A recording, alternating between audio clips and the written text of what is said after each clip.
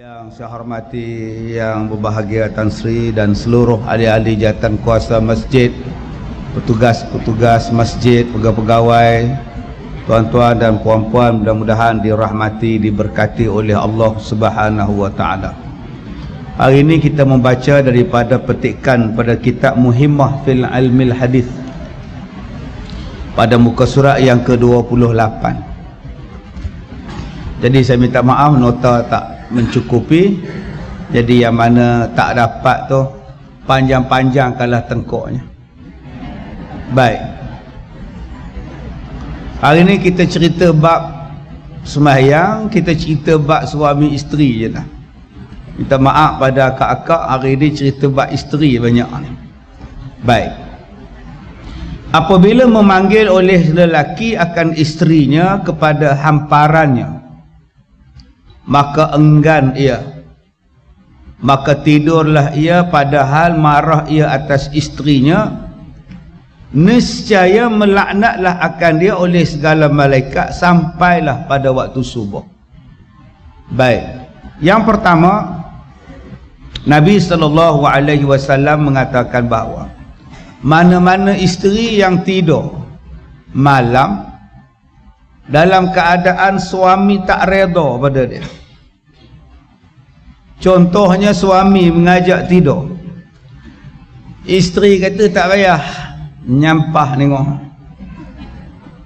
pergilah awak tidur seorang-seorang, maka si suami pun tidurlah seorang-seorang dalam keadaan marah kepada isterinya, maka isteri tadi dilaknat oleh malaikat sampai subuh.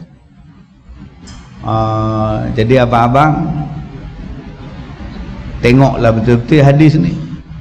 Saya dia ambil potongan ni pula, potongan kertas ni dia bagi kat isteri dia, nampak suami panggil ajak tidur, isteri kena datang tadi, nampak tu, tidak kamu kena laknat. Baik, ada beberapa jenis manusia yang Nabi tak suka. Yang pertama yang Nabi tak suka ialah suami yang memukul isteri dia, yang buat zalim pada isteri dia. Pukul, buat zalim, nafkah tak bagi, apa semua tak bagi.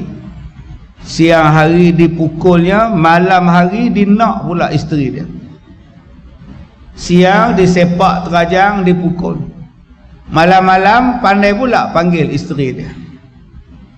Meh cepat kata dia. Yang isteri ni lebam sana lebam sini, bila malam berkehendak pula pada isteri dia. Maka suami yang macam ni tuan-tuan, dia juga dilaknat oleh Allah Subhanahu wa taala.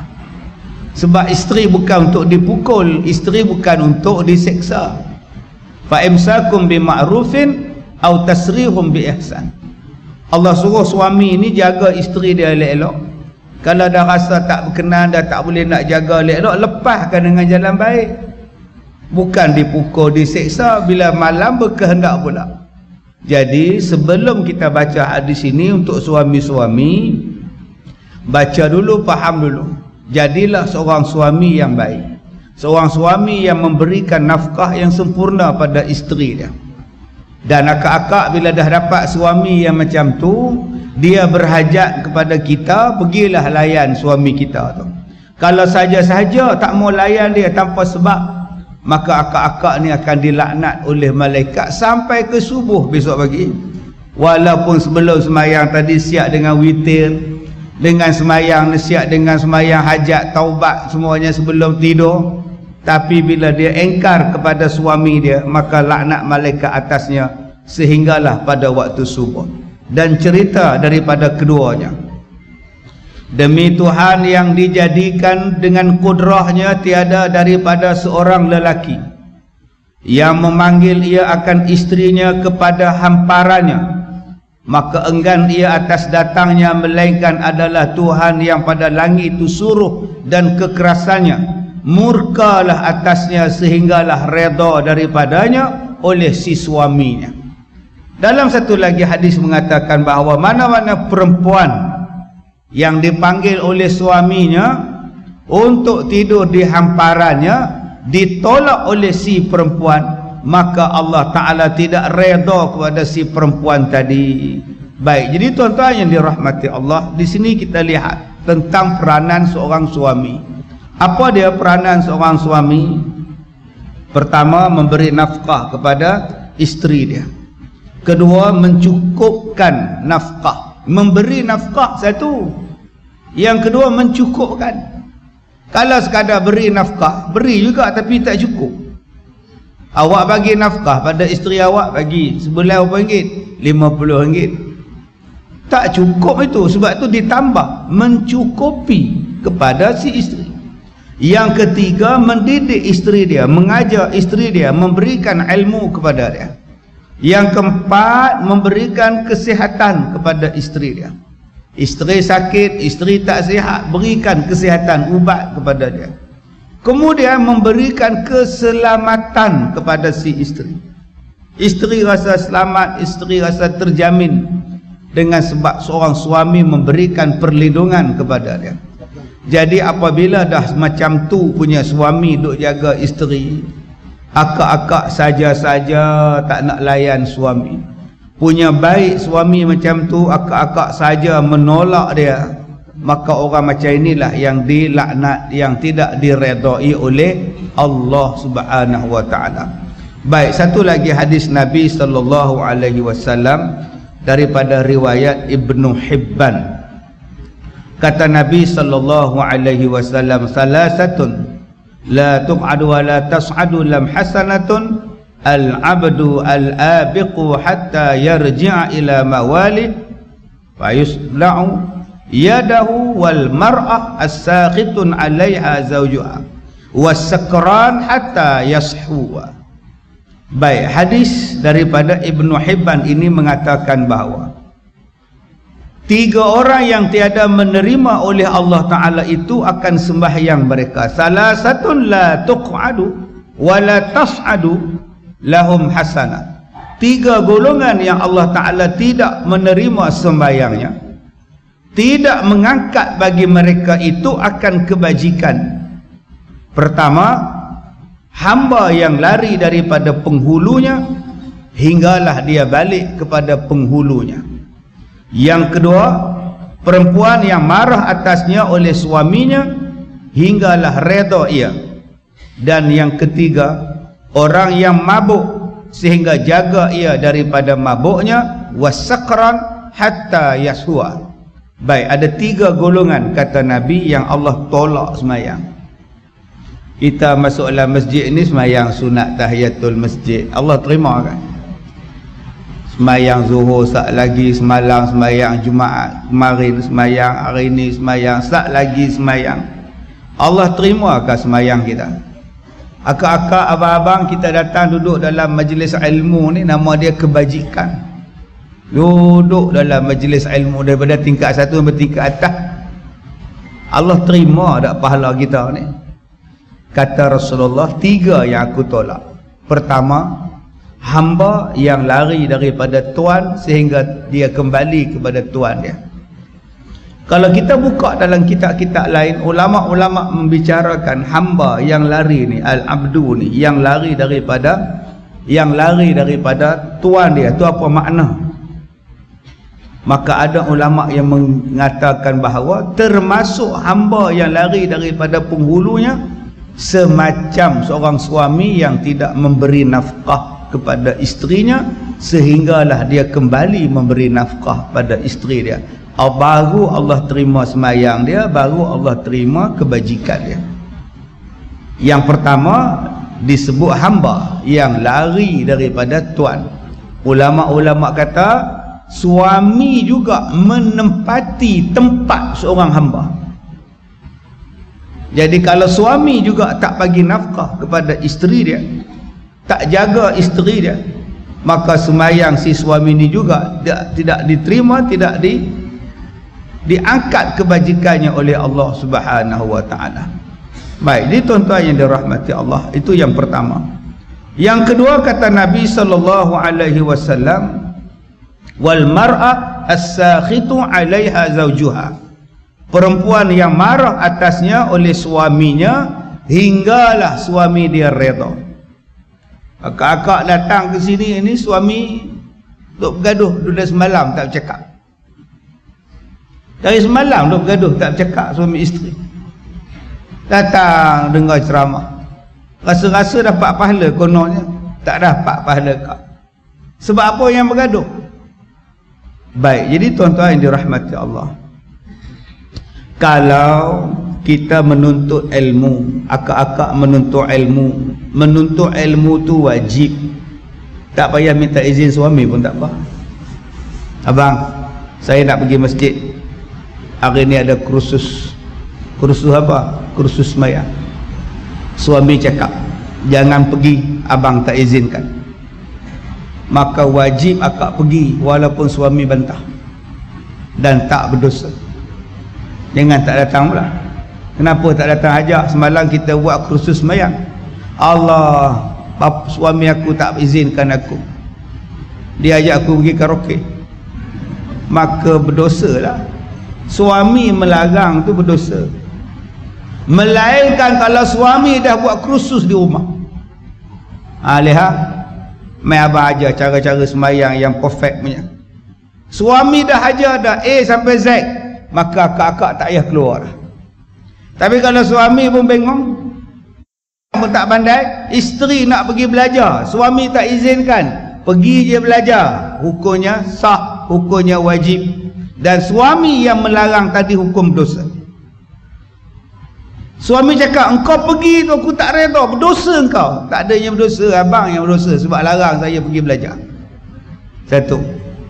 Yang kedua, kalau suami tak izinkan pergi, sebab benda yang pergi itu tidak melibatkan fardu ain, marhaban punya kumpulan. Abang, petang ni ada latihan marhaban, saya pergi tau, tak payah duduk di rumah. Malam petang ni ada tetamu nak datang. Abang, saya ni kan ketua marhaban, marhaban tak marhaban kau duduk di rumah. Awak tu memang tadi je abang, bila tak izin bertukar jadi awak. Awak tu memang segala aktiviti saya awak sekat, tak kira saya nak pergi juga. Maka itulah yang dilaknat tadi. Sebab marhaban bukannya fardu ain, marhaban bukannya fardu yang wajib atas kita untuk belajar. Maka tak payah pergi sebab suami tak izin. Telefon timbalan ketua marhaban, oh Kak Raya, aku tak dapat datang ni, suami aku tak izin. Tak pakai jadah orang tua ni pula, nyampah aku, sempat lagi membawang tu. Maka tuan-tuan tak payahlah pergi sebab marhaban, baca yasin, belajar tajwid, itu bukannya fardu ain. Okay, marhaban pun tak termasuk fardu kifayah pun, harus saja. Maka kena minta izin daripada si suami tadi. Ataupun perempuan yang marah oleh suaminya sebab apa? Sebab tidak melayan suami dia, maka murkalah suami dia, tidak mau dia. Suami pegang tangan isteri, angkat tangan dia, cura merayat, ni bahasa Hindustan. Lepaskan tangan saya, kata si isteri. Maka berdosalah si isteri tadi sebab menghalang si suami daripada menjamah isterinya. Menjamah ni maknanya pegang rambut, pegang pipi, pegang apa-apa sajalah, dilarangnya. Maka berdosalah. Baik, dan yang ketiganya wasakran hatta yashu, orang yang mabuk sehingga dia faham daripada apa yang dia mabuk, maknanya dia dah hilang mabuk. Selagi mana dia masih dalam mabuk, dia semayang, dia buat baik, pahala dia ditolak. Malah ada pendapat yang mengatakan bahawa orang yang minum arak setitik itu saja 40 hari ibadat dia ditolak. Subhanallah. Jadi tuan-tuan, setitik arak nak keluar daripada badan berapa lama makannya tuan-tuan? Mau 40 hari, 100 hari baru hilang kesan daripada arak tadi, dengan sebab dia minum arak tu. Baik. Dan satu cerita, bermula sembahyang orang yang tidak, ada 10 orang yang sembahyang yang tidak diterima oleh Allah Subhanahu wa taala. Yang ni yang kita kena tengok ni, baik laki baik perempuan. Dan satu cerita, bermula sembahyang orang yang tidak menerima oleh Allah Ta'ala itu 10 perkara. Nabi sebut asyaratu nafarin lan yuqbalallahu ta'ala salatahum, rajulun salla wahidan bighairi qira'atin, wa rajulun la yu'addi zakah wa rajulun ya'ummu qauman wa hum lahu karihun wa rajulun mamlukun abiqun wa rajulun syaribul khamri mudminun wa imra'atun batat zawjuha sakhitun 'alaiha wa imra'atun hurrah tusalli bighairi khimarin wa akilur riba wal imamul jair wa rajulun la tanhahu salatuhu 'anil fahsya'i wal munkar la yazdadu minallahi illa bu'da. Baik, ada 10 orang kata Nabi sallallahu alaihi wasallam yang sembahyangnya tidak diterima oleh Allah. Sembahyang sah, diterima tak ada. Sah lain, yuqbalallah lain. Sah apa dia? Tak sah apa dia? Tak sah sebab tak ikut syarat. Sembahyang tak sah sebab baca Fatihah tak betul. Sembahyang tidak sah sebab batal. Sembahyang tidak sah sebab nampak aurat.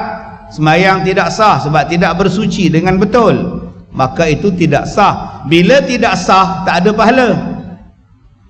Yang kedua, sembahyang sah tapi pahala tak ada. Tergantung di awang-awangan. Sembahyangnya sah, cukup syarat, semua sah, tapi tak ada pahala. Sebab apa tak ada pahala? Yang pertama kata Nabi sallallahu alaihi wasallam, rajulun shalla wahidin bighairi qiraatin. Yang pertama kata Rasulullah, seorang yang sembahyang yang tiada berjamaah, yang tidak baca apa-apa, maka sembahyangnya tidak diterima oleh Allah. Baik, yang ni panjang cerita. Baik, kita lihat kepada mazhab kita, mazhab Syafi'i. Sembahyang berjamaah bagi lelaki, bagi kita adalah fardu kifayah. Maknanya kalau dia sembahyang seorang di rumah dia, dia tak berjamaah, sembahyang dia di rumah, hukum dia sah. Selagi mana ada jemaah yang buat sembahyang berjamaah di masjid atau di surau dalam qaryah dia, maka dia sembahyang seorang-seorang di rumah tu. Isteri dia tanya, abang tak pergi solat di masjid? Tak payah menyampah aku dengan Tan Sri tu. Dia pun sembahyang seorang-seorang dia di rumah. Sah tak sembahyang dia? Sah, selagi mana Tan Sri and the gang buat sembahyang berjamaah. Tan Sri and the gang sembahyang berjamaah ni menyelamatkan semua orang yang tak datang sembahyang berjamaah. Itulah nama dia fardu kifayah. Orang lain buat, maka kita pun tak payah. Yang mana faham? Faham, tak faham sudah. Okey, maka sah sembahyang dia. Cuma pahala dia satu. Pahala berjemaah 27 kali ganda. Jadi tuan-tuan, kita tak suka dengan orang ke, kita benci dengan orang ke, itu orang. Ni masjid, sayang masjid, ni rumah Allah. Engkau tak datang berjemaah, orang lain tak rugi apa pun, engkau yang rugi datang sembahyang. Jadi pendapat yang pertama, Imam Syafi'i kata sembahyang di rumah seorang-seorang sah, cuma dapat satu pahala. Yang kedua, selagi mana ada orang yang sembahyang berjemaah di masjid, maka dia menyelamatkan yang tak datang sembahyang berjemaah di masjid. Yang ketiga, sembahyang berjamaah itu ialah fardu kifayah. Maknanya selagi mana ada orang yang buat sembahyang berjemaah di sesuatu qaryah, satu tempat, maka dia menyelamatkan yang tak datang. Satu. Bagi mazhab lain pula, sembahyang berjamaah itu ialah fardu ain. Engkau tak pergi sembahyang berjamaah, sembahyang kau tak sah. Engkau tak solat sembahyang berjamaah, sembahyang kau tidak diterima. Mereka pegang hadis ni. Sebab tu kita tengok di tempat lain, nak sembahyang tu penguasa datang naik lori pickup, suruh peniaga tutup kedai, suruh orang ni tutup kedai. Sembahyanglah engkau di celah-celah kedai, janji kau solat berjamaah. Dibawanya speaker tu, salah, salah, salah. Kita yang tengah duk beli kurma pun menyorok dalam kedai. Pak saya toki kedai, tutup kedai. Kita kata habislah aku kena rompak. Bukan kena rompak tu, penguat kuasa majlis bandaran lalu. Maka berlarilah tok Arab tadi pergi semayang di celah-celah kedai. Ada pula tok imam tu, Allahu Akbar. Tak ambil wuduk tak wuduk kita pun tak tahu. Sebila dia ambil wuduk kita pun tak tahu. Tengah duk timbang kurma, salah, dia campak kurma dia semayang, Allahu Akbar. Janji ku semayang, enggak kuasa datang. Sebab apa? Sebab bagi mereka semayang berjemaah itu satu kefarduan. Kena buat. Ini perbezaan dia. Macam-macam janggut. Ada setengah mazhab menyimpan janggut itu wajib, membuang itu salah. Bagi mazhab Syafi'i, simpan janggut itu sunat. Kau nak buang-buanglah, tapi simpan itu sunat. Berbeza di situ, tuan-tuan. Yang ketiga, pendapat yang ketiga tentang masalah orang yang tiada berjamaah, yang mengatakan mendengar sautun nida.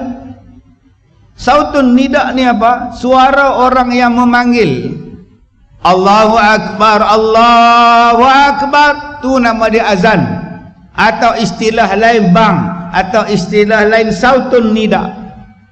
Maka jika seseorang itu mendengar laungan azan, dia tak datang berjamaah, semayang dia ditolak.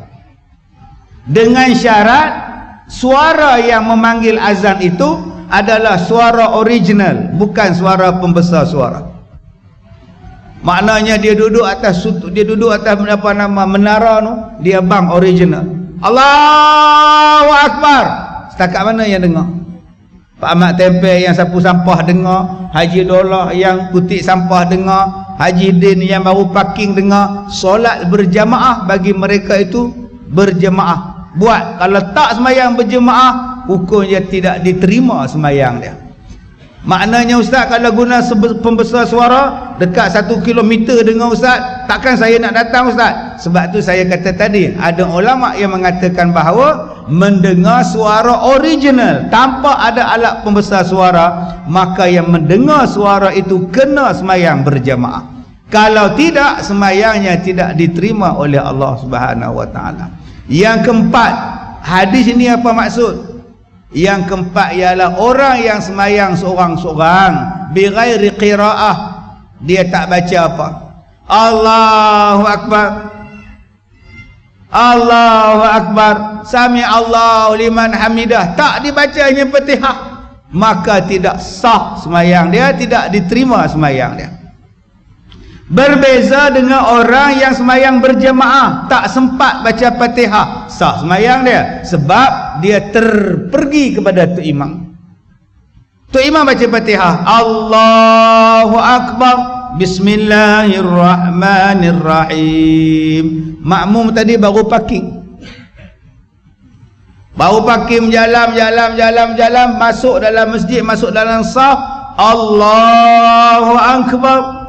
Elok dia takbir je, imam berrukuk, maka dia pun rukuk sekali.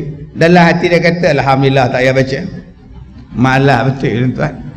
Maka imam yang masbu' tadi sah semayang dia, walaupun dia tak membaca Al-Fatihah, sebab Fatihahnya tertanggung di atas imam, sebab dia tak sempat. Memang dia lambat sampai, dia masuk tubuh imam dah takbir dah baca Fatihah, tinggal nak rukuk je lagi, maka dia tumpang sekali, maka sah semayang dia. Ustaz, macam mana pula dengar orang yang semayang masuk dengan imam, takbir dengan imam, imam Fatihah dia masih takbir, imam ayat kursi dia masih takbir, kenapa? Tak masuk niat. Imam nak rukuk, dia dapat pula Allah daripada awal ustaz, tapi dia tak masuk niat. Bila imam nak rukuk, pandai pula dia dapat Allahu Akbar. Maka orang yang macam ni, daripada awal engkau ikut, tiba-tiba imam nak rukuk, konon-konon kau baru dapat, kau tambah lagi 1 rakaat, bagi setengah mazhab, bagi setengah pendapat, sebab dia sengaja-ngaja melewatkan untuk dapat rakaat yang pertama. Jadi abang-abang di sini yang mana wah-wah, yang doa Allah tak dapat tu, berhati-hati ni. Jadi abang-abang yang mana dah dapat, tolong dia bagi dapat niat. Doa Allah, ambil tangan tampar ya Allah, dapat pun Allahu Akbar. Dengan abang batal sembahyang. Baik, jadi 4 maksud yang dikatakan orang yang tiada berjamaah. Ini solat yang tidak diterima. Mudah-mudahan makna yang 4 tadi memberi faham kepada kita. Pertama apa dia? Pertama, bagi mazhab kita, semayang berjamaah adalah fardu kifayah. Kalau ada orang semayang di sini, maka kita semayang di rumah, sah semayang kita. Sebab di sini telah buat semayang fardu kifayah. Pendapat yang kedua kata, tak, engkau kena semayang berjamaah. Sama ada di masjid, di rumah, di surau, di dewan, di pasar, di jalan, janji engkau berjamaah. Pendapat yang ketiga mengatakan bahawa kena semayang berjamaah jika kau mendengar suara azan yang original. Kena dengar, datang juga rumah sebelah dengan masjid. Tok Bilal suara dia guna azan, guna suara betul, dengar, kau datang semayang di sini sebab kau dengar suara dia. Yang keempat maknanya ialah orang yang semayang di rumah tak baca Fatihah, semayang seorang-seorang saja dia malas baca Fatihah, semayang dia ditolak. Berbeza dengan orang yang semayang berjamaah, tak sempat dia membaca Al-Fatihah, imam dah rukuk, dia baru masbuk, maka tertanggung di atas imam bacaan Al-Fatihah dia.